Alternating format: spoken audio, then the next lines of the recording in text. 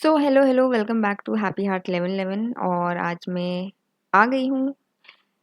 Lesson number 4 लेके from the book rich dad poor dad. हम उसकी एक ब्रीफ समरी समझेंगे कि इस फोर्थ लेसन में आखिर रॉबर्ट कियोसाकी कौन से सीक्रेट्स या कौन से तरीके शेयर करते हैं रिच और वेल्दी बनने के। तो शुरू करते हैं। टॉपिक आपने देख ही लिया होगा। टॉपिक है द पावर ऑफ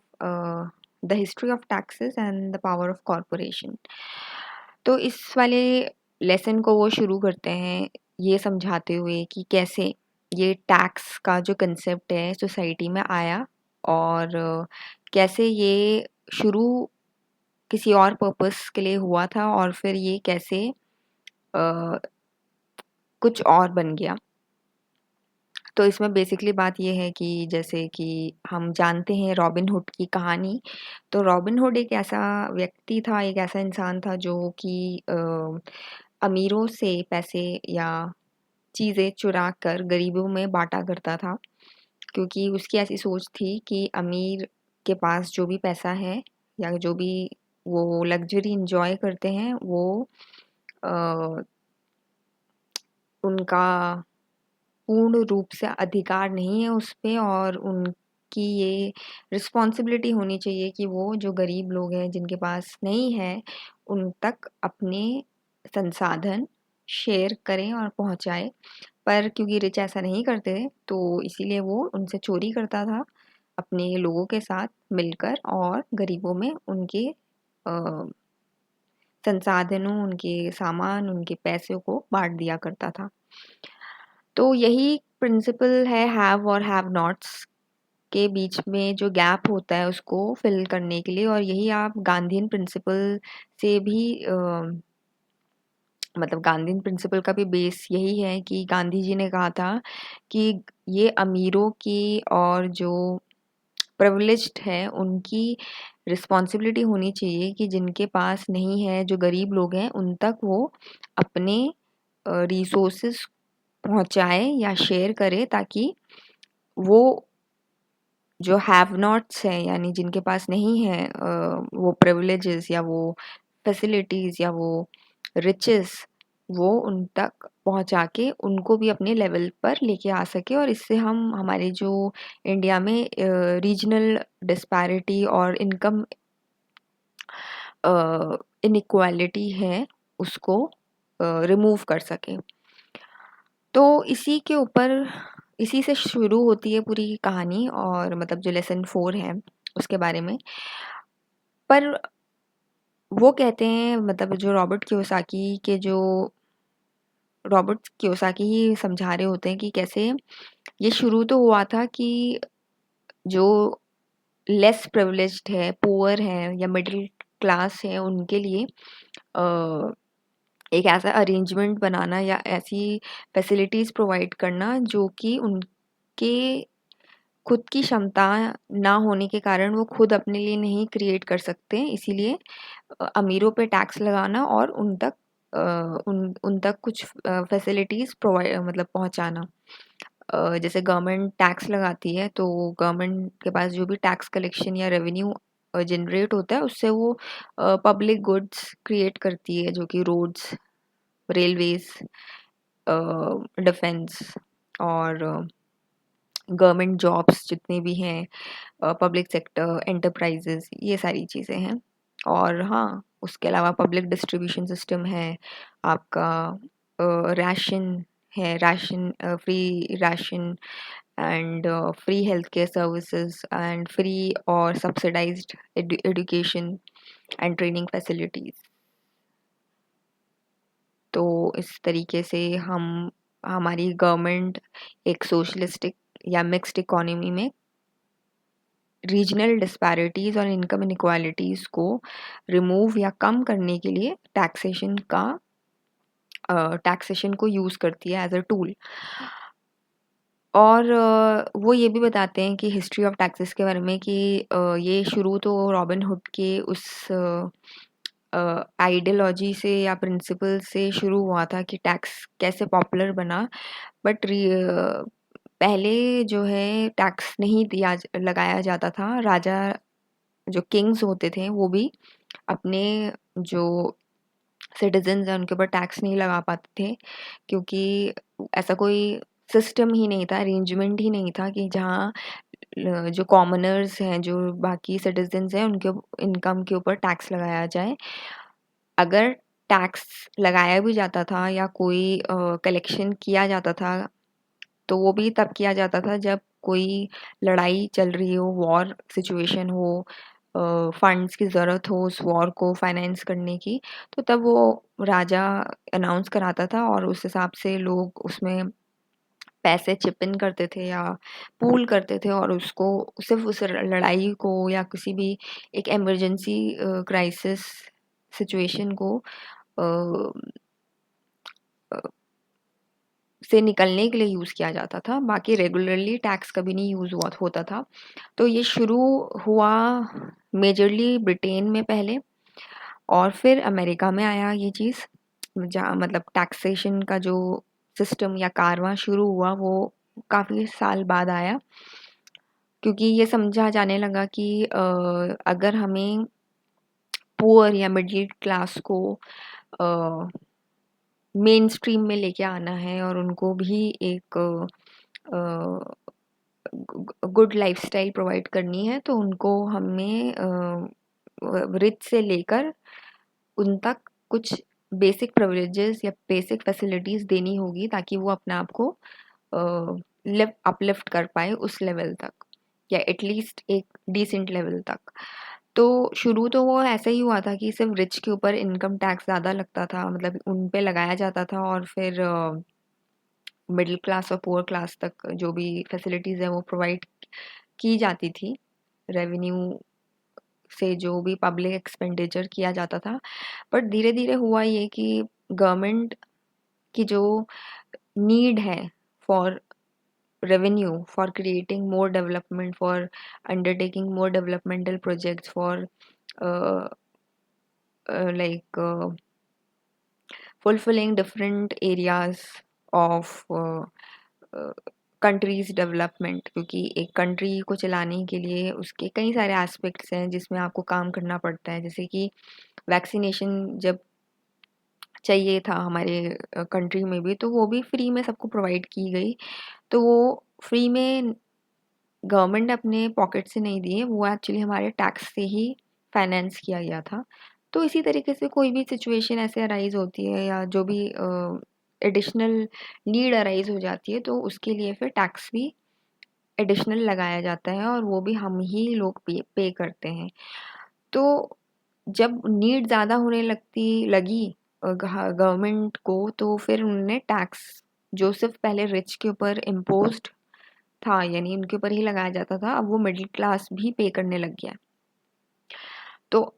जो मिडिल क्लास और even poor class, for example जैसे सर्विस या जीएसटी है, वो हर एक इंसान देता है, चाहे वो गरीब इंसान भी है तो भी अगर वो कोई सामान खरीद रहा है तो वो जीएसटी के साथ जो इंक्लूडेड प्राइस है उसी को पे कर रहा है, इरिस्पेक्टिव ऑफ वो किस भी सोशियो इकोनॉमिक बैकग्राउंड से है। तो ऐसा तो नहीं होता है कि सारा सामान गरीब सिर्फ राशन शॉप से ही डिराइव करता है, वो कुछ चीज़ें नॉर्मल शॉप से भी खरीदता है, तो उसको भी पे करना पड़ता है। तो इवेंचुअली हुआ क्या कि जो जिनके बेनिफिट के लिए टैक्सेशन पॉलिसी को लाया गया, रॉबिनहुड की उस माइंडसेट कि take from the rich and give to the poor and the middle class, वो मिडिल क्लास और पुअर क्लास को ही भारी पड़ गई, क्योंकि वो टैक्स धीरे धीरे धीरे उसकी नीड इतनी ज़्यादा होने लगी, रेवेन्यू की नीड इतनी ज़्यादा होने लगी गवर्नमेंट को अपने सारे जो है एक्सपेंडिचर को फाइनेंस करने के लिए, कि अब वो मिडिल क्लास और पुअर क्लास के ऊपर ज़्यादा भारी पड़ने लग गई, क्योंकि जो मिडिल क्लास और पुअर क्लास है उनके पास फाइनेंशियल आईक्यू या नॉलेज नहीं है कि किस तरीके से वो अपने टैक्स को बचा सके। बट जो रिच क्लास है वो रिच इसीलिए है क्योंकि उनको ऐसे तरीके पता है कि जिससे वो अपने इनकम को सॉरी टैक्स इनकम को टैक्स से ज़्यादा बचा सकें। अब उसके कुछ टूल्स रॉबर्ट कियोसाकी इसमें शेयर करते हैं। तो वो मैं आगे आपको बताऊँगी। तो बेसिकली यही बात है कि जिनके लिए तो ये किया गया था, ये अरेंजमेंट क्रिएट सोसाइटी में, उन्हीं के ऊपर ये आके भारी पड़ गई। और ये हम अभी रिसेंट का जो हमारा बजट इस साल का जब अनाउंस हुआ था, तो आप सभी ने बहुत सारे चैनल्स में जहाँ बजट की डिस्कशन होती है और समझाया जाता है, एक्सप्लेन किया जाता है, वहाँ एक आपने जो भी थंबनेल या जो उनके चैनल्स में जो इस टॉपिक को समझाते हुए जो टॉपिक का नाम देखा होगा, वो यही होगा कि middle class is losing everything, और is this budget is not for the middle class. तो वो वही चीज़ है, उसी जो अभी करंट सिचुएशन है, उसी को अच्छे से, जो करंट सिचुएशन है वो इस बुक में एक्सप्लेन करी गई बात को अच्छे से एक्सप्लेन करता है कि कैसे अ, ये जो पूरा टैक्सेशन का सिस्टम है, वो हमें ही जो गरीब लोग हैं उनको और गरीब बनाता जा रहा है, क्योंकि उनको तरीके नहीं पता है कि किस तरीके से इससे बचा जाए। अब इसमें वो कहते हैं कि कुछ तरीके हैं, जैसे कि आप पहले तो आपको जो है फाइनेंशियल आईक्यू अपनी वो करनी चाहिए, डेवलप करनी चाहिए। और उसके 4 एस्पेक्ट्स पता है, जैसे कि पहला है अकाउंटिंग। अकाउंटिंग इज़ बेसिकली अपने फाइनेंशियल स्टेटमेंट्स को रीड करना आना चाहिए। पैसा कहाँ से आ रहा है, कहाँ पे जा रहा है, और वो सारा चीज़ आपको समझ आना चाहिए। आपका फाइनेंशियल स्टेटमेंट बेसिकली आपकी फाइनेंशियल हेल्थ के बारे में क्या बता रहा है, वो आपको समझ आना चाहिए। अब या तो आप खुद सीखिए, या फिर आप ऐसे एक्सपर्ट्स जो कि सीए वगैरह होते हैं, अकाउंटेंट्स वगैरह, या जो लॉयर्स वगैरह होते हैं, उनको हायर करिए ताकि आप अपने फाइनेंशियल स्टेटमेंट्स को समझ पाए। और फिर दूसरा आता है आपका जो है इन्वेस्टिंग। इन्वेस्टिंग मीन्स एक ऐसी इन्वेस्टिंग बेसिकली आपको ये समझ आना चाहिए कि कैसा, कौन से तरीके हैं जिससे कि आपका पैसा ही आपके लिए पैसे और बनाए, यानी पैसा आपका सिर्फ पड़ा ना रहे कहीं पे भी, उसको आप फर्दर कैसे यूटिलाइज करें ताकि वो फर्दर मल्टीप्लाई हो सके, कंपाउंड हो सके, और आपके लिए और ज़्यादा वो पैसा बना सके। और इसके लिए क्रिएटिविटी चाहिए, इसके लिए आपको समझने की ज़रूरत है कि कैसे कौन-कौन से सोर्सेज़ हैं जहाँ आप इन्वेस्ट कर सकते हैं, जो हमने पिछले वाले उसमें समझा था लेसन में, कि आप बॉन्ड्स में कर सकते हैं, शेयर्स में कर सकते हैं, रियल एस्टेट में कर सकते हैं, और डिबेंचर्स में कर सकते हैं। तो ये सारी और भी तरीके होते हैं उसके, उसके लिए आपको उस चीज़ की नॉलेज होनी चाहिए। तो थर्ड हो गया मार्केट कंडीशंस को समझना और उसकी जानकारी होना कि कैसे मार्केट में डिमांड और सप्लाई वर्क करते हैं, और किस तरीके से जो प्राइस है या मार्केट मैकेनिज्म है वो किस तरीके से काम करता है, ताकि जो भी इन्वेस्टमेंट्स आप करें उसका रेट ऑफ रिटर्न आप क्या कहते हैं उसे, फोरकास्ट कर सके, समझ पहले से आप जान सके और उस अकॉर्डिंग अपना इन्वेस्टमेंट कर सके। फोर्थ आता है आपका टैक्स की नॉलेज, टैक्सेशन को समझना कि अ, पहली चीज़ तो ये कि किस मतलब किस तरीके से टैक्स को बचाया जाए। उसके लिए उन्होंने बताया कि कॉर्पोरेशन क्रिएट करो। कॉर्पोरेशन कुछ नहीं है, कॉर्पोरेशन बेसिकली आपका एक लीगल डॉक्यूमेंट है जिसमें सारे नेसेसरी डॉक्यूमेंट्स होते हैं, जो कि आपको एक कॉर्पोरेशन क्रिएट करने के लिए एलिजिबल बनाता है, या लीगल लीगल या एलिजिबल बनाता है। वो कोई इंसान नहीं है, ग्रुप ऑफ पीपल नहीं है, वो कोई फैक्ट्री नहीं है, बिल्डिंग नहीं है, वो बस एक फ़ोल्डर है जिसमें सारे आपके डॉक्यूमेंट्स रहते हैं, जिसके बेसिस में आप अपना कॉर्पोरेशन सेटअप कर सकते हैं, और वो आपके अटर्नी के पास रहता है। अटर्नी बेसिकली आपका लॉयर, जो ये सारी चीज़ें आपका देखता है, या जो भी आपके कंसर्न्ड जो लॉ या कोर्ट ऑफ लॉ जहाँ पे ये सारी चीज़ें रजिस्टर्ड होती हैं, वहाँ पे रजिस्टर्ड रहता है। तो होता ये है कि जब आप ये मतलब कॉर्पोरेशन फॉर्म कर लेते हैं, तो आपको कुछ टैक्स बेनिफिट्स मिलते हैं कॉर्पोरेशन फॉर्म करने के बाद। जैसे कि आप अपने किसी भी कैपिटल गेन के बाद,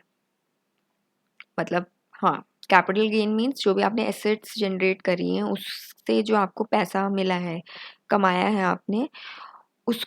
पे टैक्स बिना दिए आप पहले खर्चा कर सकते हो और फिर आप टैक्स दे सकते हो। तो इस तरीके से आप टैक्स कम दे रहे हैं। जैसे कि एक उन्होंने बताया कि रियल एस्टेट के केस में अगर आप रियल एस्टेट खरीद रहे हो, आपने खरीदा, फिर कुछ टाइम बाद आपने उसको बेच दिया। अब बेचा है तो ऑब्वियस सी बात है कि प्रॉपर्टी प्राइस इंक्रीज होते हैं, तो उसके इसमें जो इंक्रीमेंट हुआ उसमें आपको टैक्स देने की ज़रूरत नहीं है, क्योंकि कब, जब आप उस पैसे को फिर से आप किसी एक और रियल मतलब उससे ज़्यादा क्या बोल सकते हैं, ज़्यादा वैल्यू वाले रियल एस्टेट में इन्वेस्ट कर दें, तो इस तरीके से आप कैपिटल गेन टैक्स से बचते रहते हैं। तो आप एक रियल एस्टेट खरीदते हैं, कुछ टाइम तक रखते हैं, फिर उसे बेचते हैं और उसके बाद उससे ज़्यादा हायर वैल्यू के रियल एस्टेट में उस पैसे को फिर से इन्वेस्ट कर देते हैं। तो इससे आप बच जाते हो। और इसी तरीके से आप अपने जो भी एक्सपेंसेस होते हैं कई सारे, जैसे हॉलीडेज़ हो गए, वेकेशंस हो गए, या जो आपके कोई भी ऐसे एक्सपेंसेस है, कार एक्सपेंसेस है, कोई हेल्थ क्लब एक्सपेंसेस हैं, उसको बिना पहले टैक्स दिए अ, अपने कॉर्पोरेट एक्सपेंसेस में दिखा सकते हैं, ताकि बिना पहले टैक्स मतलब जो भी आपकी इनकम जनरेट हुई है, capital sorry corporation income generate हुई है, उसको बिना पहले टैक्स डिडक्ट किए आप उन एक्सपेंसेस को मीट अप कर सकते हो। तो एक तरीके से आप कम टैक्स दे रहे हो, जो कि एक नॉर्मल कॉमन इंसान के लिए ऐसा नहीं होता है। हमारे मतलब जो नॉर्मल लोग हैं, जो मिडिल क्लास लोग हैं, उनके केस में क्या होता है कि पहले उनको इनकम मिलती है, सैलरी मिलती है, तो पहले उनको अपना टैक्स देना पड़ता है, मतलब टैक्स ऑटोमेटिकली डिडक्ट हो जाता है और फिर उनके अकाउंट में उनके पैसे आता है। बट कॉर्पोरेशन क्रिएट करने के बाद आप पहले खर्चा कर सकते हो और फिर आप टैक्स दे सकते हो, तो इसलिए आपको बेनिफिट मिल रहा है। फिर सेकंड चीज़ आती है आपका जो है लॉ सूट के बारे में। अब लॉ सूट में क्या होता है कि आपने अगर कॉर्पोरेशन क्रिएट किया है, तो आपको कई सारे फ़ायदे हैं कि वो जो एसेट आपने उस कॉर्पोरेशन के नाम पे खरीदे हैं, वो आपके पर्सनल एसेट के फॉर्म में नहीं कंसिडर किए जाते हैं। इसीलिए कोई भी क्रेडिटर है आपका, जिससे आपने पैसे उधार लिए हैं, या जो भी कभी कुछ ऐसा बैंक्रप्सी का केस हो जाता है आपके ऊपर, तो आपका, क्योंकि वो पर्सनल एसेट्स नहीं है, तो आपके जितने भी एसेट्स उस कॉर्पोरेशन बैलेंस शीट के उसमें दिखाए जाते हैं, उसको नहीं क्लेम कर सकते आपके क्रेडिटर्स या जो भी आपके ऊपर केस करते हैं। और इससे आपके एसेट्स सेफ और सिक्योर रहते हैं, और आप पैसे कमाते रहते हैं, क्योंकि वो ना तो आपके नाम पे है, पर एक तरीके से आप कंट्रोल कर रहे हो उसे, लेकिन वो आपके नाम पे नहीं है। पर जो आम इंसान होते हैं, वो कोई भी एसेट जब खरीदते हैं, तो वो उनके पर्सनल एसेट में शो किए जाते हैं। और अगर आप कहीं पे से बैंक से लोन ले रहे हो, कुछ भी ले रहे हो, तो उनको मॉर्गेज के रूप में लिया जाता है, और अगर आप डिफ़ॉल्ट करते हो बैंक के लोन रिपेमेंट में, तो आपका वो एसेट बेच दिया जाता है। बट कॉर्पोरेशन के केस में वो थोड़ा-सा एक लेयर्स क्रिएट कर देते हैं, कॉर्पोरेशन क्रिएट करके, जो अमीर लोग होते हैं, जिससे कि उनके एसेट्स सेफ रहते हैं, और इतना ईज़ी नहीं होता है उनसे पैसे या उनके ऊपर कोई भी मुकदमा करना। तो ये तो कुछ 4 तरीके हो गए। इसमें आपका अकाउंटिंग समझना हुआ, फाइनेंशियल आईक्यू कैसे बनेगा, आपको अकाउंटिंग की नॉलेज होनी चाहिए, आपको इन्वेस्टिंग की नॉलेज होनी चाहिए, आपको मार्केट कंडीशंस की नॉलेज होनी चाहिए, मार्केट कैसे काम करता है, और थर्ड था आपका टैक्सेशन के ऊपर, कि टैक्स से या कॉरपोरेशन से आप कैसे टैक्स बचा सकते हो, और कैसे आपको वो कई सारे लीगल क्या कह सकते हैं, लीगल प्रोटेक्शन प्रोटेक्शन देता है। तो ये उनका सीक्रेट है रिच लोगों का। तो और उनका ये कहना है कि जो रिच लोग हैं वो फाइनेंशियली खुद को अपडेट मतलब एजुकेटेड रखते हैं और अपनी इस नॉलेज को अपडेट रखते हैं, या तो वो खुद इस सारी नॉलेज को अपने पास मतलब सीखते हैं इस स्किल को, या फिर वो ऐसे एक्सपर्ट्स हायर करते हैं जिनको पैसे देकर उनको ज़्यादा फ़ायदा होता है रादर देन गवर्नमेंट को टैक्स देने से। तो इस तरीके से आप अपने जो है पैसों को टैक्स से बचा सकते हैं और अपने आप को ज़्यादा रिच कर सकते हैं। और ये डिफरेंस वो इस तरीके से एक्सप्लेन करते हैं कि ये इतना डिफरेंट होता है एक सैलरीड पर्सन और एक एक कॉरपोरेशन जिसके पास है, जो कॉरपोरेशन का ओनर है, उनकी दोनों की जो फाइनेंशियल फाइनेंशियल स्टेटस होता है उसमें इतना डिफरेंस होता है कि जैसे एक इंसान चल रहा हो और एक इंसान उड़ रहा हो, तो इतना डिफरेंस होता है ज़मीन आसमान का। तो ये चीज़ थी। और कॉरपोरेशन के बारे में मैंने आपको समझा दिया। कॉरपोरेशन बेसिकली कोई इंसान नहीं है, कोई कंपनी नहीं है, कोई एक फिजिकल बॉडी नहीं है। वो बेसिकली कुछ डॉक्यूमेंट्स होते हैं जो आपको जमा करवाने पड़ते हैं अपने लीगल एडवाइज़र के पास, और लीगली अपने आप को रजिस्टर कराना पड़ता है एज़ अ कॉरपोरेशन, और उसके बेसिस में आपको कई सारे टैक्स बेनिफिट्स मिलते हैं। कई सारे तरीक़ों से आप टैक्स से खुद को बचा सकते हैं और आप ज़्यादा पैसे कमा सकते हो। और इसमें वो ये बोलते हैं कि इस बुक में ये कहीं पे भी नहीं, इस बात को कहीं पे भी नहीं बताया जा रहा है कि आप कॉरपोरेशन खोल लीजिए, क्योंकि कॉरपोरेशन खोलने की ऑब्वियस सी बात है कि बहुत सारे टेक्निकलिटीज़ होते हैं, बहुत सारी जानकारी आपको जानने की ज़रूरत है, कैसे काम करता है, कैसे फॉर्म किया जाता है। तो वो सारी डिटेल्स आपको पहले स्टडी करनी चाहिए या उसके बारे में रिसर्च करना चाहिए बिफोर यू गो, मतलब blindly follow this idea of creating a corporation. और उसके लिए वो एक किसी ऑथर की बुक रिकमेंड करते हैं जिनका नाम कुछ स्टार्टिन है। Just a minute. हाँ, वो है गैरेट स्टार्टिन। गैरेट स्टार्टिन की बुक को आप रेफ़र कर सकते हैं इन केस आप उसके लिए जाना चाह रहे हो। और इसमें वो अपनी ही कहानी बता रहे होते हैं कि कैसे वो पहले जो है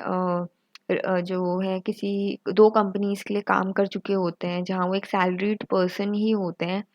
पर क्योंकि उन्होंने रिच डैड से ये लर्निंग्स ली होती है 9 साल की उम्र से ही, और शुरू में उनको ये बहुत ही इंटिमिडेटिंग आइडिया लगता है कि अपना कॉरपोरेशन ओन करना रादर देन किसी एक बहुत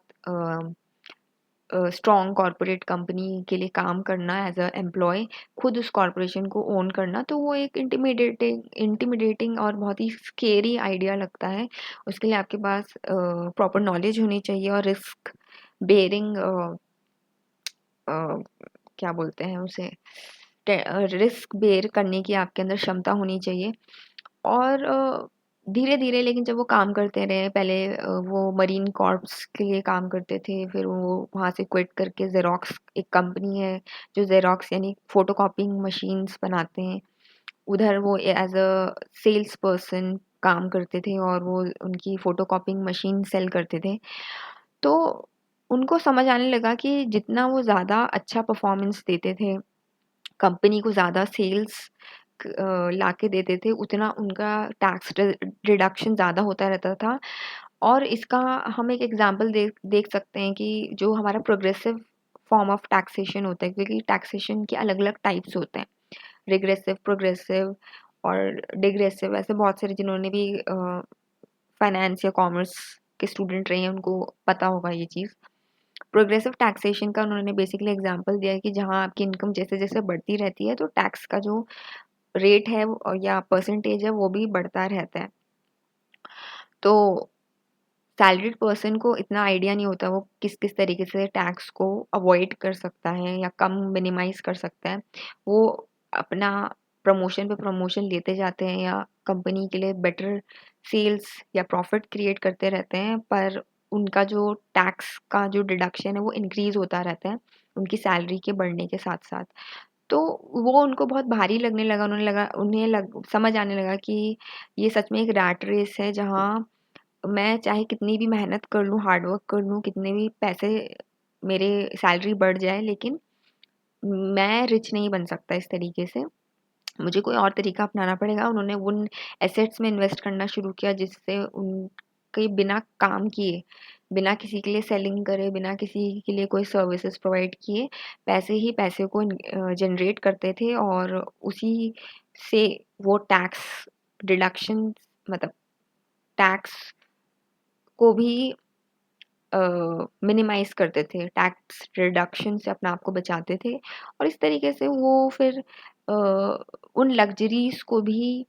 एक्सपीरियंस करने लगे जो कि एक नॉर्मल सैलरीड क्लास पर्सन नहीं कर सकता। और उन्होंने ये भी समझाया कि जनरली जो एम्प्लॉयर्स होते हैं,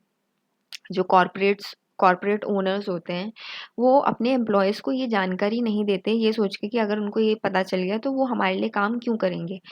वो हमारी यहाँ परफॉर्मेंस कम देंगे और अपने लिए इस तरीके से एसेट्स बिल्ड करके पैसिव इनकम जनरेट इतना ज़्यादा कर लेंगे कि हमारे लिए वो काम नहीं करेंगे। बट वो कहते हैं कि उनका मानना है कि ऐसा नहीं है, अगर आप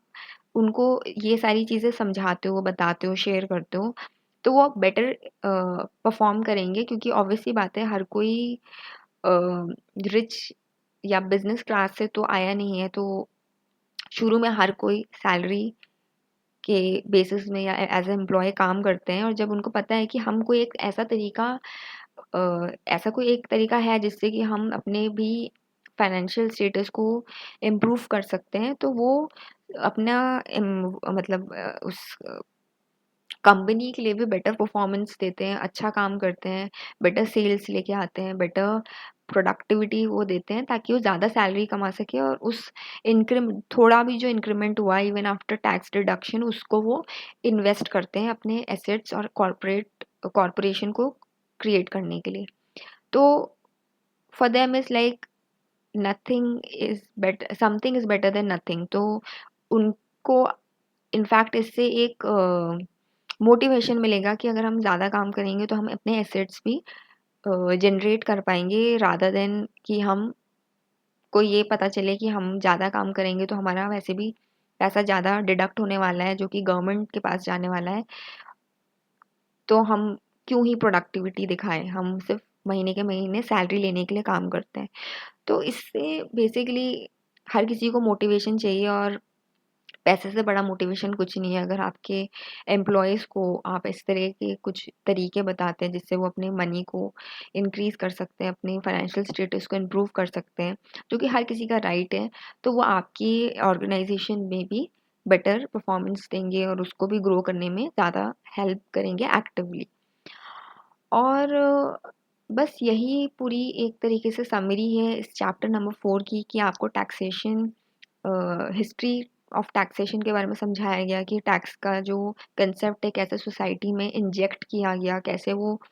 शुरू तो हुआ था फाइनेंशियली वीक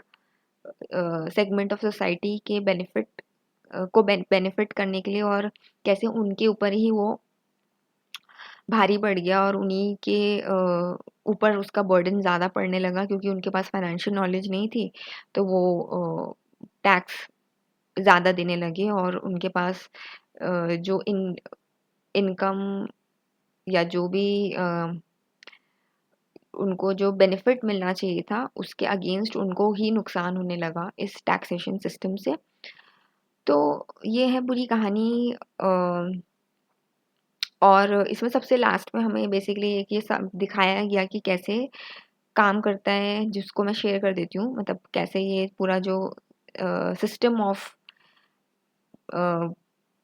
कीपिंग और saving yourself from tax deduction by creation of corporation काम करता है। कि अगर आप एक साइड समझे कि कॉरपोरेशन की जो इनकम होती है वो बेसिकली क्या होती है, कि उनकी इनकम जनरेट हुई एसेट से, ठीक है, एसेट से जनरेट हुई, उन्होंने एक्सपेंसेस किए पहले और फिर उन्होंने टैक्स दिया। पर जो एक सैलरीड पर्सन है, एक एम्प्लॉय है, उसके केस में उल्टा होता है कि वो पहले उसको सैलरी मिलती है, इनकम मिलती है और फिर वो टैक्स दे देता है और फिर जाके वो एक्सपेंसेस कर पाता है। तो दोनों के लिए सिचुएशन बहुत ही डिफरेंट है। एक के पास बहुत ही लिमिटेड अमाउंट है अपने एक्सपेंसेस को मीट करने के लिए और एक के पास ऐसा है, एक ऐसा प्रिविलेज है जिसमें वो टैक्स भी कम दे रहे हैं और अपने वेलबींग को इंक्रीज करने के लिए अपने इनकम को यूज़ कर रहे हैं।